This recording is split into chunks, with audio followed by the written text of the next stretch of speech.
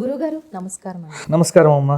గురువుగారు, శివరాత్రి రోజు జాగరణ చేస్తూ ఉంటాం. సో ఆ రోజు ఎటువంటి ధ్యానం ఎలాంటి జపాలు చేస్తే మంచిదంటారు? శివరాత్రి రోజున నమశంకరాయచ ఇది అందరూ చేయవచ్చమ్మా. శృంగేరి జగద్గురువులు ఉపదేశించిన మహామంత్రం ఇది. నమశంకరాయచ నమశంకరాయచ ఇది చాలు. లేదు నమశివాయ, లేదు శివాయ గురవే నమః. ఈ మూడు మంత్రాల్లో ఏదైనా చెయ్యండి. శివాయ గురవే నమః, అలాగే నమశివాయ నమశంకరాయ చ. ఇది ఉదయం నుండి రాత్రి దాకా కొన్ని వేల సార్లు జపించండి. మీ మనస్సులో మార్పు వస్తుంది, దృక్పథం మారుతుంది, ఆలోచనల్లో మార్పు వస్తుంది, లోపల ఉన్నటువంటి ఫ్రస్ట్రేషన్ తొలగిపోతుంది, ఆనందం అనేటువంటిది కలుగుతుంది. కాబట్టి ఈ ఈ ఈ మంత్రజపం చేస్తూ మీకు సమీపంలో ఉన్న శివాలయానికి వెళ్ళండి. రోజు శివాభిషేకం చెయ్యాలి. రోజు చేయకపోతే భోజనం చేయకూడదు. ఇప్పుడు శివాభిషేకం చేయడానికి పెద్ద పెద్ద పదార్థాలు అక్కర్లేదు.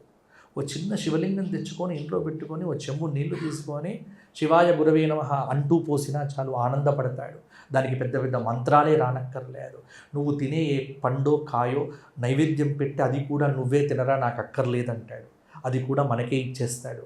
ఆయనకు విభూతి పెట్టి ఆ విభూతి మనం నొసటన పెట్టుకున్నామంటే మన యొక్క సమస్తమైనటువంటి రోగాలు బాధలు తొలగిపోతాయి.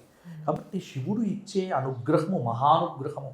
అందుకే లోకంలో ఒక పేరుందమ్మా, మిగతా వాళ్ళంతా దేవుళ్ళు, శివుడొక్కడే మహాదేవుడు. మహాంశ్చ అసౌ దేవ మహాదేవ. కాబట్టి మిగతా వారంతా దేవుళ్ళు కావచ్చు, కానీ నా దేవుడు ఎవరు అంటే నా దేవుడు మహాదేవుడు. ఆయన ఏమడిగినా అధికంగా ఇస్తాడు. ఉపమన్యు అనేటువంటి పిల్లవాడు పాల కోసం తపస్సు చేసి ప్రత్యక్షమైతే శివుడు ఒక గ్లాస్ పాలు అడిగాట. పిల్లవాడు పిచ్చివాడ, నన్ను ప్రత్యక్షం చేసుకొని గ్లాస్ పాలు అడుగుతావా అని శివుడు ఏం చేసినాడో తెలుసా? పాల సముద్రానికి అధిపతిగా చేసేసాడు. కాబట్టి శివుడిచ్చే అనుగ్రహము అద్భుతము, అప్రమేయము. మనము అసలు పొందాలి అంతే శివానుగ్రహం. నీవు జగత్తులో శివానుగ్రహం పొందటానికి వచ్చినటువంటి రోజే ఈ మహాశివరాత్రి పర్వదినము. కాబట్టి సినిమాలు చూస్తూ, లేకపోతే ఈ భౌతికమైనటువంటి సోషల్ మీడియాని చూస్తూ గడపకండి. పవిత్రంగా గడపండి. దేవాలయంలో పవిత్రంగా ఉండండి. దేవాలయాలకు వెళ్ళి కూడా ఇవాళ నేను గమనిస్తూ ఉన్నానమ్మా, ఇవాళ దేవాలయాలకు వెళ్తే అక్కడ కెమెరాలు, అక్కడ ఫోటోలు, అక్కడ సెల్ఫీలు తప్ప భక్తి మృగ్యమైపోయింది. శివరాత్రి అంటే శివుడితో ఒక సెల్ఫీ దిగి పెడితే శివరాత్రి అయినట్టు ఇవాళ అందరూ కూడా లోకంలో భావిస్తున్నారు. కాబట్టి భక్తి అనేటువంటిది ఆడంబరంగా మిగిలిపోయింది. భక్తి నేటి రోజున ప్రదర్శనగా మిగిలిపోయింది. ఇలా ఎన్ని శివరాత్రులు చేసుకున్నా లాభం లేదు. శివరాత్రి ఇంతకుముందు చెప్పినట్టుగా ఆది యోగిగా నీకు నీవుగా ఆనందంగా ఉండు. అన్నీ వదిలిపెట్టు. క్షణభంగురమైనటువంటి ఈ ప్రపంచాన్ని ఒక కొన్ని నిమిషాల పాటు నీవు వదిలిపెట్టు. నీకు నువ్వుగా నీ లోపల ఉన్నటువంటి ఈశ్వరుణ్ణి, ఈశ్వర సర్వభూతానాం హృద్దేశే తిష్టతి అర్జున, నీ లోపల ఉన్నటువంటి శివుడిని తెలుసుకో. కాబట్టి నీ లోపల ఉన్న శివుడు నీకు తెలిసాడంటే బయట నువ్వు ఏ దేవాలయానికి వెళ్ళాల్సిన పని లేదు. లోపల ఉన్న శివుడు కనిపించేంత దాకా బయట ఉన్న ప్రతి శివలింగాన్ని మొక్కుతూ ఉండు. కాబట్టి ఈ జన్మకో శివరాత్రి అంటారు. అంటే అర్థం ఏమిటి? నువ్వు 100 శివరాత్రులు తరించాల్సిన పనిలే. ఒక్క శివరాత్రి రోజున నీవు పవిత్రంగా ఉంటే చాలు, అట్టి జ్ఞానము నీకు సంప్రాప్తిస్తుంది. కాబట్టి నిన్ను నీవు మార్చుకోవటానికి శివుడు ఇచ్చిన అపురూపమైన వరం ఈ శివరాత్రి పర్వదినం. నీవు మారటానికి భగవంతుడు అవకాశం ఇచ్చాడు. కాబట్టి ఈ రోజున నువ్వు ఎంత పవిత్రంగా ఉండవు.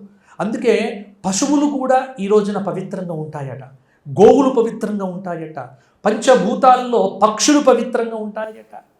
అందుకే కదమ్మా కాళహస్తిలో ఏనుగు, ఒక సాలెపురుగు, ఒక సర్పము పోటీ పడి ఈశ్వరుణ్ణి ప్రార్థన చేశా. ఏ వేదంబు పఠించెలూత భుజగంబే శాస్త్రములు చూచే చంచే మంత్రమూహించే బోధావిర్భావ నిదానములు చదువులయ్యా కాదు నీ పాద సంసేవాసక్తియే కాక జంతు తతకిన్ శ్రీకాళహస్తీశ్వర. కాబట్టి కన్నప్ప చదువుకున్నాడా? ఏమీ చదువుకోలేదు. ఏనుక్కు చదువొచ్చా? కాబట్టి భక్తికి చదువు అక్కర్లే. భక్తికి కావలసింది తన్మయత్వం. అందులో శివుడి దగ్గర నాకు ఏం రాదు అని చెప్పినా చాలు నిన్ను దగ్గరికి తీసుకుంటాడు. కాబట్టి ఏం అక్కరలే. నమశివాయచ నమశంకరాయచ. శివుడు చూడండి మీరు చాలా చోట్ల గిరిజనులకు దేవుడు. మీకు ఇక్కడ ఆదిలాబాద్ జిల్లాలో నాగోబా అనే జాతర జరుగుతుంది. మొన్ననే జరిగింది. అక్కడ నాగోబా అంటే ఎవరు? శివుడు. అంటే గిరిజనులు, ఏమీ రానటువంటి ట్రైబల్స్, వీళ్ళందరూ కూడా శివయ్యను పూజిస్తారు. శివయ్యను పూజించటానికి పెద్ద పెద్ద మంత్రాలు అక్కర్లే. అందుకే భక్త కన్నప్ప కథ. భక్త కన్నప్ప ఎవరమ్మా? ఒక గిరిజనుడు. ఇవాళ కాళహస్తి దేవాలయంలో శివుడి కంటే మొదటి పూజ భక్త కన్నప్పకు జరుగుతుంది. ఇది కదా మన సంస్కృతి. కాబట్టి ఈ శివరాత్రి పర్వదినం నిన్ను నీవు తరింప చేయటానికే వచ్చింది. కాబట్టి భౌతికతను విడిచిపెట్టండి.